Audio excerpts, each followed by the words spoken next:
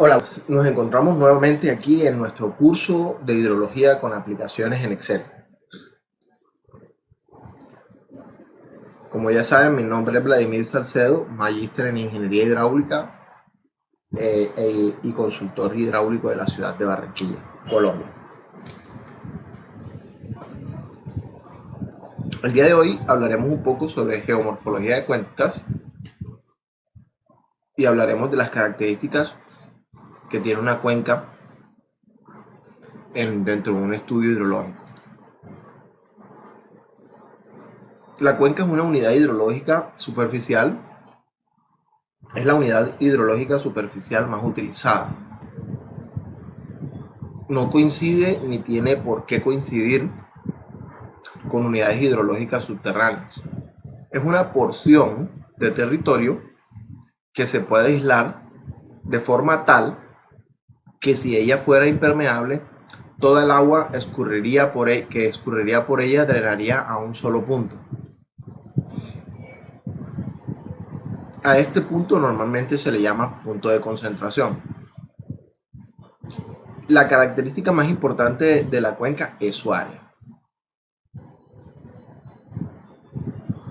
Yo prefiero, aunque hay técnicas eh, para determinar una cuenca a partir de información GIS, normalmente yo lo hago a mano y de pronto complemento la información de área con algún trabajo de información GIS.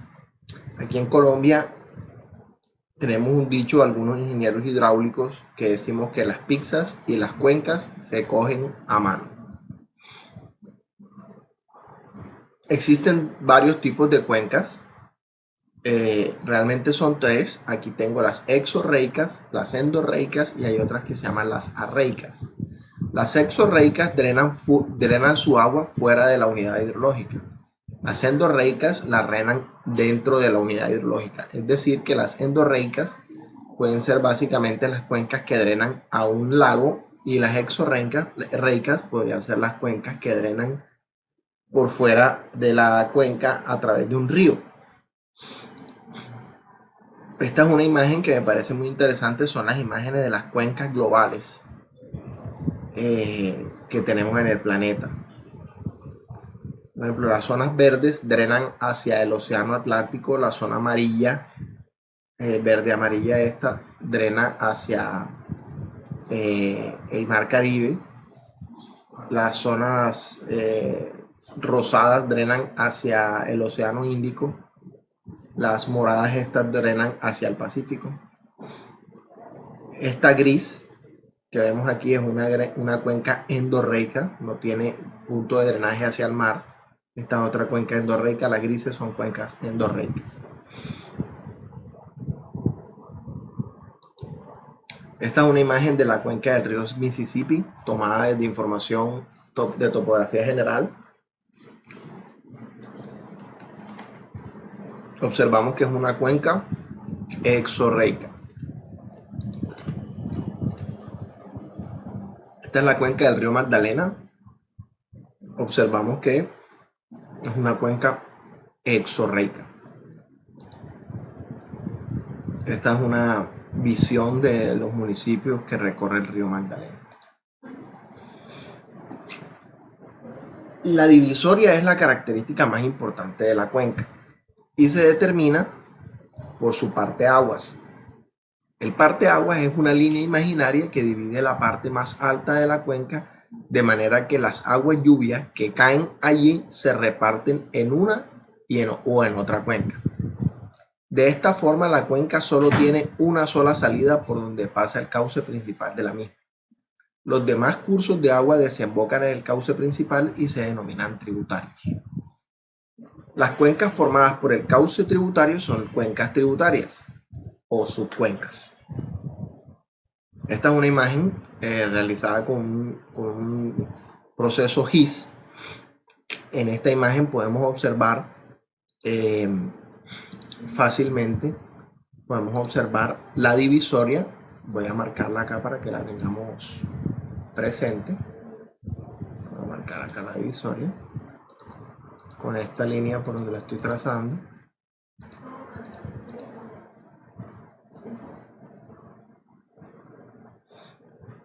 Vamos a ponerle un color más vivo.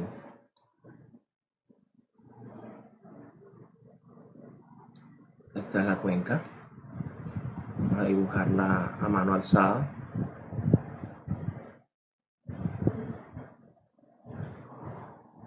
Esta imagen la saqué yo con un software GIS. Ahí está nuestra cuenca. Vamos a colorearla.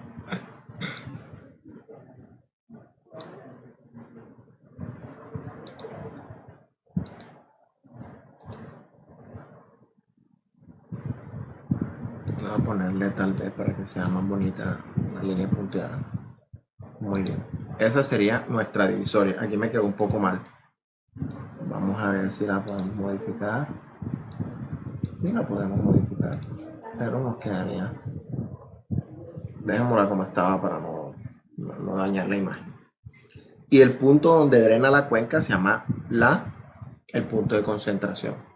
También aquí en esta imagen podríamos identificar fácilmente el cauce principal, que sería esta línea por donde yo llevo el lápiz, sería el cauce principal. Y las otras líneas que drenan hacia ese cauce principal serían ¿las qué? Las otras líneas que drenan hacia ese cauce principal serían los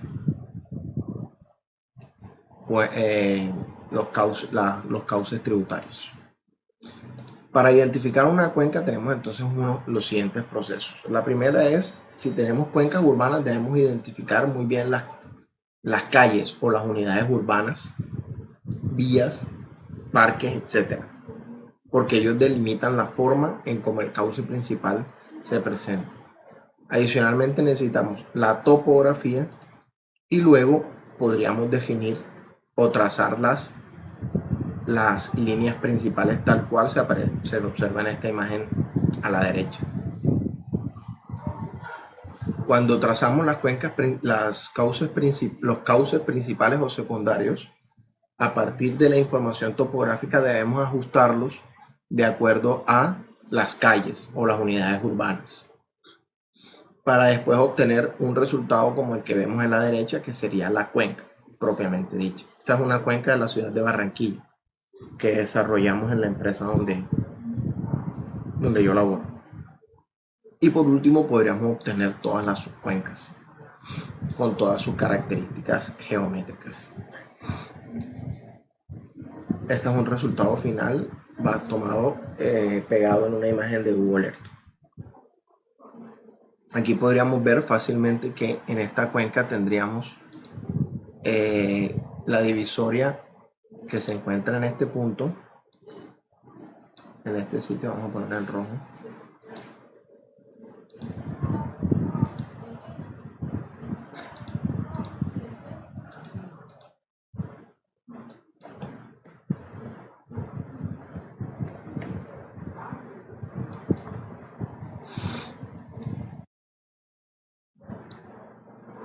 Esta línea que estamos viendo aquí, que sería la divisoria, sería esta línea que vemos acá en el perfil. Sería esa línea en el perfil. Muy bien. Hay que tener en cuenta cuando trabajamos con imágenes de pronto de Google Earth que se observan este tipo de cosas que podrían afectar la interpretación de las cuencas. Por eso es que es necesario obtener información topográfica confiable. Información topográfica satelital, tenemos las imágenes SRTM. Aquí les dejo yo una localización de las imágenes, de una descripción de las imágenes STM, RM, las imágenes Aster.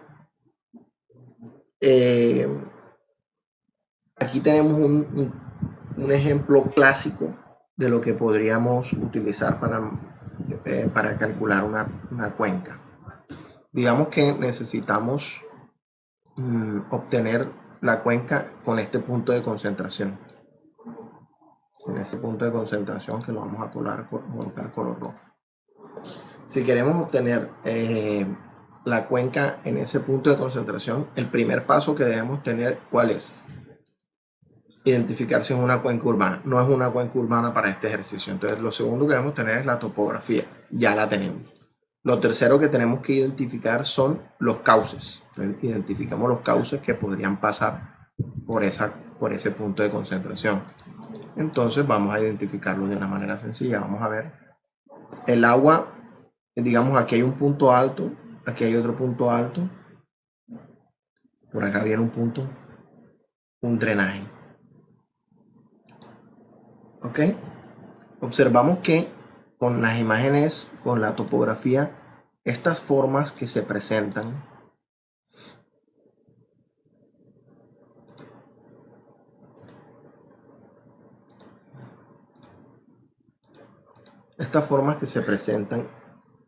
en este sentido, un segundo, yo voy a dibujarlo acá. Este tipo de formas que se presentan de esta forma, el agua o el drenaje siempre va a pasar por este lugar. Entonces, cuando tenemos una configuración como esta, en donde esta curva de nivel tiene una elevación mayor a esta y tenemos estas formas cóncavas, podríamos definir claramente que hay un drenaje por ese sector, como lo que vamos a hacer aquí. En este caso hay un drenaje en este sitio amarillo, considerando, de hecho, no está del todo bien, porque podríamos decir que el drenaje realmente sería algo como esto. Algo así. Inclusive por aquí podríamos ver otro drenaje. Aquí algo así. Podrían haber dos drenajes allí. Este color color naranja y este también color naranja.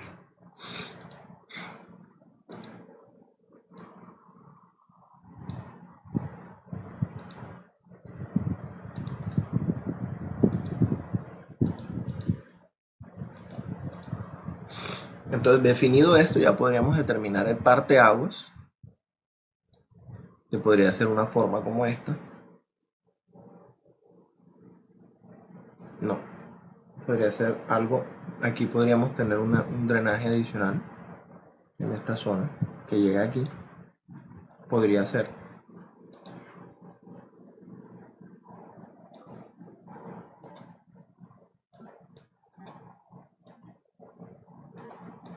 Y podríamos determinar una cuenca de esta forma. Algo así.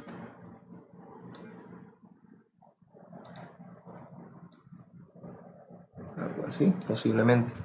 Aunque no podríamos definirla bien porque nos falta topografía hacia los lados. De pronto nos falta topografía hacia la parte norte y hacia la parte sur oriental. Pero entonces, bueno, definamos ambas los drenajes aquí.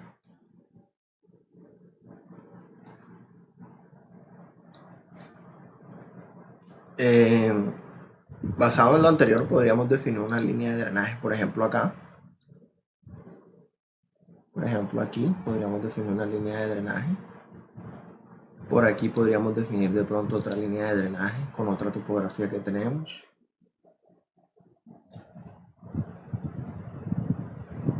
Por acá podríamos definir otra línea de drenaje con solo inspección visual. Podríamos definir otra línea de drenaje. Por aquí podríamos definir otra línea de drenaje. Y si seguimos haciendo este trabajo, podríamos definir muchas líneas de drenaje. Por ejemplo, aquí podríamos definir otra línea de drenaje que viene por acá. Podría ser algo así, en donde todo drena hacia ese sector, hacia la parte nororiental, en ese sector.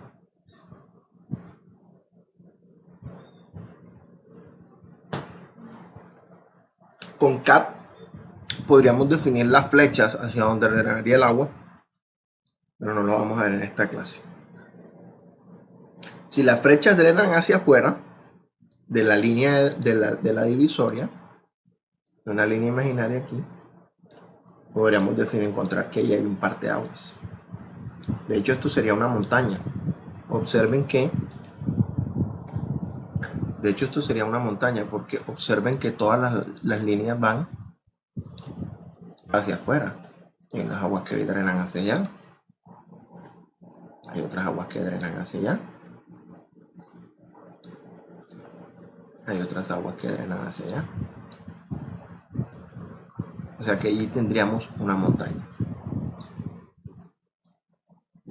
Pero si las líneas de drenaje van hacia adentro, es decir, en este sentido, lo que tendríamos es un punto de sumidero o de pronto un lago.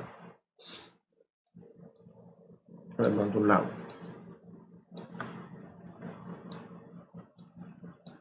Muy bien. Tengamos esa situación.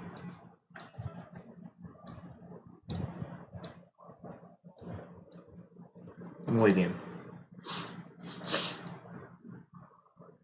Identifiquemos entonces la cuenca con ese punto de concentración.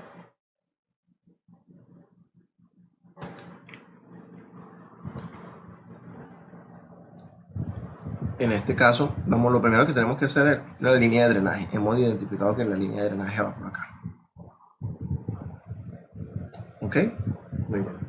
Observen que aquí tenemos una cota 130, 135 y después por acá tenemos una cota 138, 137. Es decir, tenemos una cota 135 aquí, 130, etcétera, y aquí tenemos otra 137. Es decir, que aquí me equivoqué en la línea de drenaje, porque la línea de drenaje realmente va de aquí hasta aquí, que es un punto alto.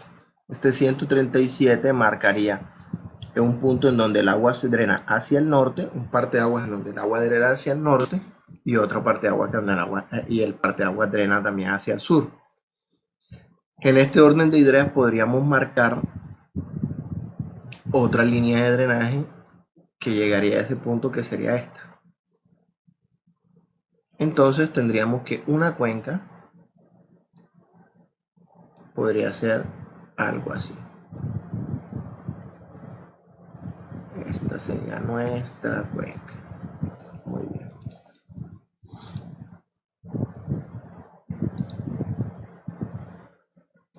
Me gusta marcar bastante bien esto para que ustedes no tengan ningún problema al momento de estudiar en casa. Muy bien. Y a esa cuenca ya identificada podríamos sacarle todas sus propiedades o sus características de las cuencas, como por ejemplo el índice de Gravelius. El índice de Gravelius es la relación que existe entre el perímetro de la cuenca y la longitud de una circunferencia que encierra el área de la cuenca. Es decir, determinamos el perímetro de la cuenca que acabamos de hallar. Y con el área que tenemos de la cuenca podríamos determinar la longitud de una circunferencia con la misma área de la cuenca. Y eso nos determinaría el índice de Gravelius. Si la cuenca es circular, nos daría un índice de Gravelius igual a 1. Si la cuenca tiene un índice de Gravelius o coeficiente de compacidad muy cercano a 1, lo que decimos es que la cuenca tiene una gran tendencia a las crecientes. También existe el otro parámetro, que es el factor de forma.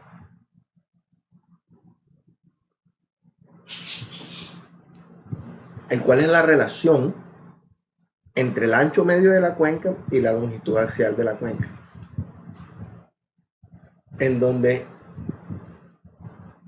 el ancho de la cuenca sería igual al área sobre la longitud del cauce principal. Y haciendo ese trabajo, obtendríamos que ese trabajo algebraico, obtendríamos que el coeficiente de forma es igual al área sobre la longitud del cauce principal al cuadrado. Podríamos también determinar la pendiente media de la cuenca a través de un criterio como el de Horton, aunque les soy honesto, es más fácil hacerlo y más preciso hacerlo a través de un proceso de ArcGIS. Podríamos hablar de la curva isométrica, que nos representa la distribución de las elevaciones de la cuenca en relación con el área de la misma. Podríamos obtener una curva como esta, en donde podríamos decir cuál es la altitud mediana de la cuenca, que sería básicamente coger el 50% aquí, y en este caso nos daría que la altitud mediana de la cuenca sería algo así como mil algo metros. Esa sería la mediana, porque divide en el 50% las áreas. Las curvas isométricas pueden ser de esta forma. Si tenemos una forma como la de abajo, sería de ríos viejos. Si tenemos una forma como la de arriba, serían ríos jóvenes. Y si tenemos una forma como la del río, como la de la mitad, serían ríos maduros.